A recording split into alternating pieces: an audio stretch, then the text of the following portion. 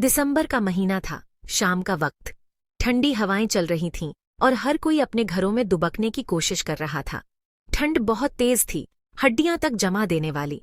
सड़कों पर बहुत कम लोग थे और जो थे वे भी जल्दी से जल्दी अपने गंतव्य तक पहुंचने की कोशिश कर रहे थे।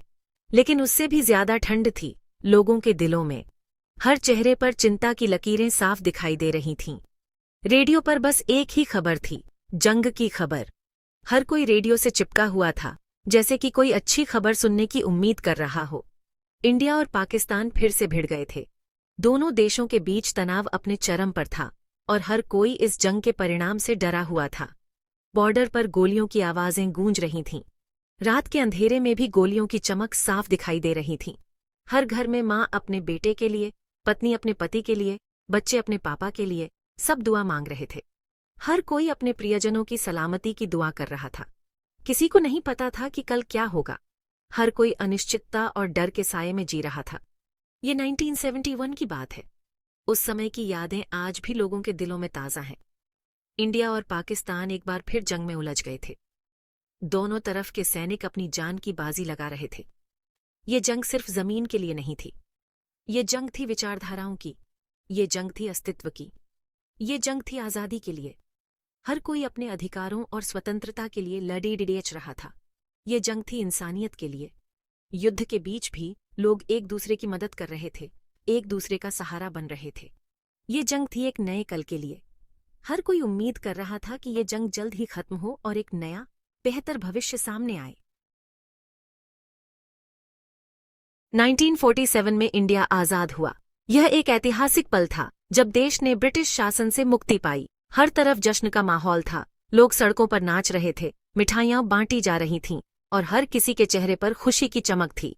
बहुत खुशी का दिन था, एक ऐसा दिन जिसका हर भारतीय ने बेसब्री से इंतजार किया था। लेकिन इस खुशी के साथ ही एक गहरा दर्द भी छुपा हुआ था। लेकिन ये खुशी पूरी नहीं थी। देश का बंटवारा हुआ। एक तरफ आज़ादी की खुशी थी तो दूसरी तरफ विभाजन का दर्द। लाखों लोग अपने घरों से बेघर हो गए और उन्हें अपनी जड़ों से उखाड़ दिया गया। इंडिया और पाकिस्तान दो अलग अलग देश बन गए। इस विभाजन ने न केवल भूगोल को बदला बल्कि लोगों के दिलों में भी गहरी दरारें डाल दीं। लाखों लोग बेघर हो गए, हजारों लोग मारे गए, परिवार बिछड़ गए और कई लोगों ने अपने प्रियजनों को खो दिया। यह एक ऐसा दर्द था जिसे शब्दों में बयां करना मुश्किल है। धर्म के नाम पर बहुत खून बहा। हिंदू, मुस्लिम, सिख सभी समुदायों ने इस विभाजन की त्रासदी को झेला। हर तरफ हिंसा और नफरत का माहौल था। बंटवारे के ये जख्म बहुत गहरे थे, जो आसानी से भरने वाले नहीं थे। यह घाव पीढ़ियों तक लोगों के दिलों में ताज़ा रहे, जो आसानी से भरने वाले नहीं थे। इस विभाजन ने न केवल लोगों की जिंदगी को प्रभावित किया, बल्कि दोनों देशों के बीच रिश्तों को भी हमेशा के लिए बदल दिया। इंडिया और पाकिस्तान के रिश्ते हमेशा से ही तनाव भरे रहे। सीमा पर हमेशा तनाव का माहौल रहा और दोनों देशों के बीच अविश्वास की दीवार खड़ी हो गई। कश्मीर का मामला दोनों देशों के बीच एक बड़ी वजह बनी रही। यह विवाद आज भी दोनों देशों के बीच तनाव का मुख्य कारण है। 1965 में दोनों देशों के बीच जंग हुई। यह जंग कश्मीर के मुद्दे पर ही लड़ी गई थी और इसने दोनों देशों के बीच की खाई को और गहरा कर दिया। इस जंग में कोई नहीं जीता, लेकिन दोनों देशों को बहुत नुकसान हुआ।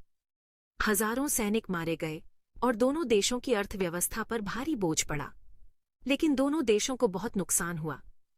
इस जंग ने यह साबित कर दिया कि युद्ध किसी समस्या का हल नहीं है, बल्कि यह और भी समस्याएं पैदा करता है। आज भी दोनों देशों के बीच शांति और सहयोग की जरूरत है, ताकि भविष्य में ऐसी त्रासदियों से बचा जा सके। 1971 में ईस्ट पाकिस्तान के हालात बहुत खराब थे। वेस्ट पाकिस्तान के लोग ईस्ट पाकिस्तान के लोगों पर बहुत जुल्म कर रहे थे। उनकी भाषा, उनका कल्चर, सब कुछ छीना जा रहा था। जब जुल्म बराज गया तो ईस्ट पाकिस्तान के लोगों ने आवाज उठाई।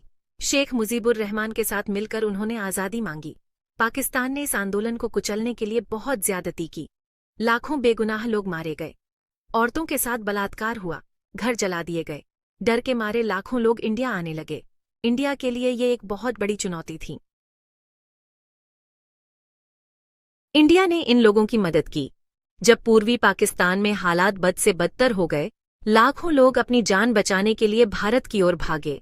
भारत ने इन शरणार्थियों को अपने देश में शरण दी और उनकी हर संभव मदद की। उन्हें खाना, कपड़ा और रहने की जगह दी। भारत ने अपने संसाधनों का उपयोग कर इन शरणार्थियों को भोजन, कपड़े और आश्रय प्रदान किया।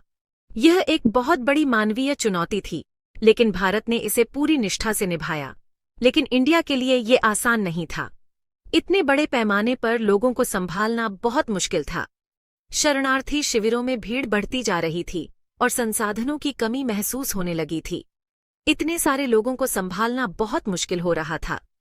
सहायता कर्मी और सैनिक दिन रात काम कर रहे थे, लेकिन फिर भी चुनौतियां कम नहीं हो रही थीं। हर दिन नई समस्याएं सामने आ रही थीं। इंडिया ने पाकिस्तान से कहा कि वो अपने ही लोगों पर जुल्म बंद करे।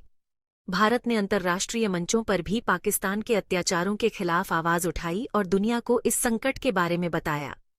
लेकिन पाकिस्तान ने इंडिया की एक न सुनी। पाकिस्तान ने न केवल भारत की बातों को नजरअंदाज किया, बल्कि अपनी सैन्य गतिविधियों को और तेज कर दिया। उल्टा उसने इंडिया पर हमला कर दिया। पाकिस्तान ने अपनी सेना को भारत की सीमाओं पर तैनात कर दिया और दोनों देशों के बीच तनाव बढ़ने लगा।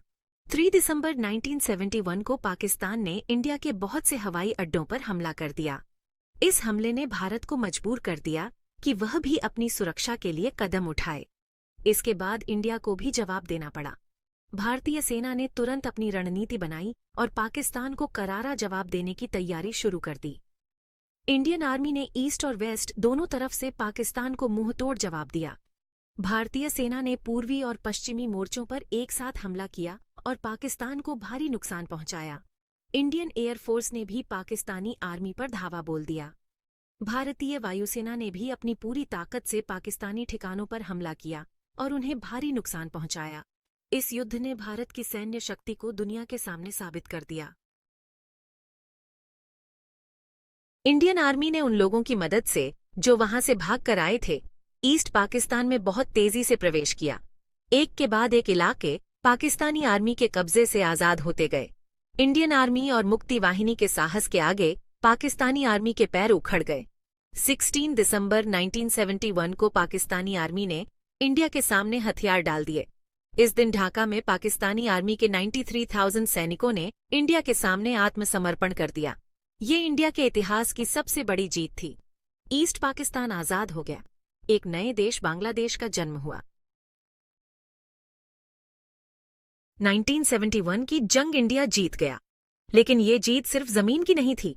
ये जीत थी इंसानियत की। ये जीत थी न्याय की। ये जीत थी लोकतंत्र की। इंडिया ने दुनिया को दिखा दिया था कि वो गलत के सामने नहीं झुकेगा। वो हमेशा मजलूमों के साथ खड़ा रहेगा। जंग के बाद इंडिया और पाकिस्तान के बीच शिमला समझौता हुआ। इस समझौते के तहत दोनों देशों ने अपने अपने कैदियों को रिहा किया। बॉर्डर के झगड़े को बातचीत से सुलझाने पर सहमति बनी। ये एक नई शुरुआत थी। 1971 की जंग के निशान आज भी हैं। इस जंग में हजारों लोग मारे गए, लाखों लोग बेघर हुए। जंग के जख्म भरने में वक्त लगता है। ये वक्त सालों का भी हो सकता है, सदियों का भी।